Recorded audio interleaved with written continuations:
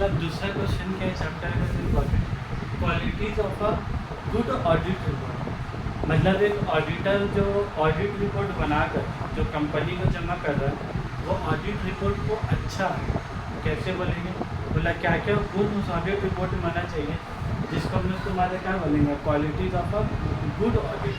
मतलब क्या हो गया बोले, ऑडिटर आया कंपनी में, सारा ऑडिट किया कंपनी का, ऑडिट करने का उसको अपने एक रिपोर्ट बनाकर मैनेजमेंट को क्या जमा करने होगा। हम लोग बार बार लफ्ज़ ना डायरेक्टर के वर्ड हम लोग मैनेजमेंट का इस्तेमाल करते हैं। हर एक वर्ड और होता है इसमें PCWD होता है, PCWD दोस्त चार्ज विथ गवर्नेंस, दोस्त चार्ज विथ गवर्नेंस, उसको हम लोग PCWD बोलते हैं। अभी तुम लोग का बार बार ये वर्ड आया नहीं है, लेकिन हम लोग ये वर्ड को ना ऐसे करके याद करते हैं, दोस्त चार्ज विथ गवर्नेंस। मतलब देखो हमेशा डायरेक्टर को ही हम लोग अपना रिपोर्ट बनाकर जमा करें ये जरूरी नहीं।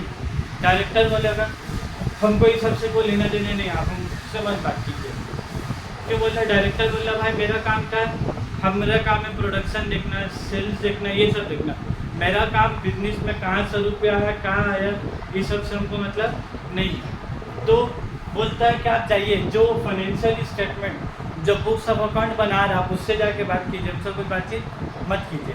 तो मतलब वो किससे जाके बोलना बात करने के लिए, जो इस चीज़ का जिम्मेदार आदमी उससे। तो इसीलिए हम लोग जिम्मेदार आदमी को क्या बोलते हैं, दोस्त चार्ज विथ गवर्नेंस। तो ये कोई भी हो सकता है, जैसे तुम लोग लॉ में पढ़ी, कंपनी लॉ में बड़ी बड़ी कंपनी में क्या आता है ऑडिट कमेटी होता है, बड़ा बड़ा कंपनी में क्या ऑडिटर का सारा बुक्स ऑफ अकाउंट मेंटेन करने के लिए, ऑडिट करवाने के लिए सारे एक तो कमेटी होता है ऑडिट कमेटी। हाँ जो कंपनी में ऑडिट कमेटी वगैरह नहीं है तो कम से वहाँ पर क्या होगा तुम्हारा अकाउंट्स मैनेजर होगा। तो जो अकाउंट्स मैनेजर होगा तो तुम जब ऑडिटर ऑडिट जॉब करने के लिए तुम डायरेक्टर को परेशान करोगे कि डायरेक्टर क्या बोलेगा जाइए मेरा अकाउंट्स डिपार्टमेंट में मेरा बात कीजिए।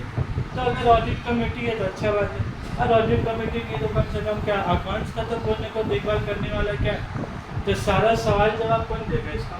तो वही बोला अपना ऑडिट रिपोर्ट बनाकर हम लोग क्या करेंगे, तो मैनेजमेंट को जमा करेंगे।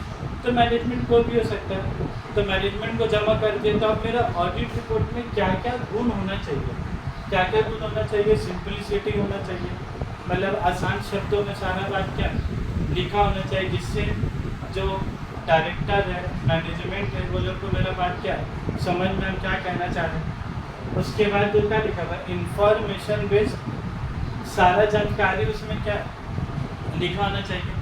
जब इंफॉर्मेशन बेस्ड में क्या रहता है, audit report should be based on factual information and not on any guesswork और प्रिजम्पशन।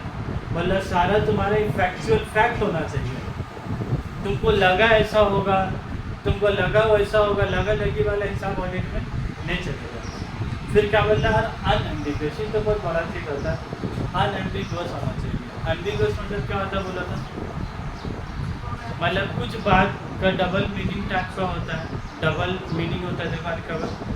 तो ऑडिट रिपोर्ट शुड भी क्या लिखा देखो clear cut and precise. Audit report कैसा होना चाहिए तुम्हारा, एकदम क्लियर कट और प्रीसाइज होना चाहिए, एग्जैक्ट इन्फॉर्मेशन उसमें लिखा है। It should always avoid any word with, देखो क्या लिखा है विथ डबल मीनिंग, बोले इसमें ऐसा वर्ड उसको नहीं लिखना चाहिए जिससे एक वर्ड का दो मतलब पता चले। तो अनएम्बिगुअस होना चाहिए ताकि पढ़ने वाला समझने वालों को भी ज़्यादा प्रॉब्लम ना। अनबायस्ड, अनबायस्ड मतलब बोलो the opinion express the auditor in that should be free from influence of any quarter. Unbiased से तुम लोग जान ही रहे हो इसका मतलब, कोई रिश्तेदार होता है या घर में कोई खास आदमी होता है तो क्या हम उसी का पूरा साइड लिए जा रहे, गलती भी है तो भी उसी का साइड लिए जा रहे, तो क्या बायसनेस हो गया। और जैसे ऑडिटर के साथ क्या होती है, वो जिस कंपनी में गया ऑडिट करने के लिए वो कंपनी उसका बड़ा पापा कंपनी है, बड़ा पापा और चचा कंपनी है या उसका बेटा कंपनी है, तो अब उसको अपने से क्या आ जा रहा है बायसनेस आ जा रहा है कि नहीं नाम कर दे मेरा चचा कंपनी, हम कहाँ गलत उल्टा सीधा रिकॉर्ड बना।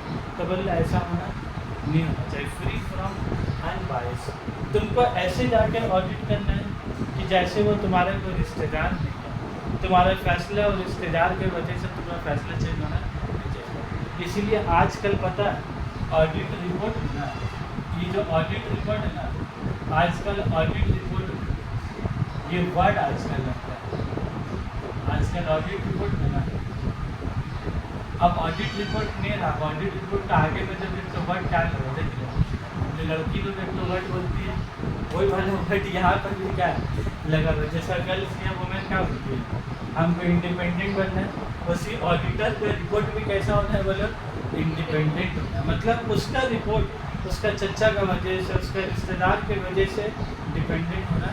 और ये आजकल तो मतलब हेडिंग होता है, मतलब कि जो इतना जैसा रिपोर्ट नहीं बनाते हैं, अब आजकल हेडिंग में लिखा जाता है, बताते इंडिपेंडेंट ऑडिट रिपोर्ट का कैसा क्या, अब सिर्फ ऑडिट रिपोर्ट लिखाता ही नहीं, एक आध होगा तो ऑडिट रिपोर्ट तुम लोग को दिखा दो, एक तो देख लो प्रैक्टिकल एकदम कैसा ऑडिट रिपोर्ट होता है उसमें।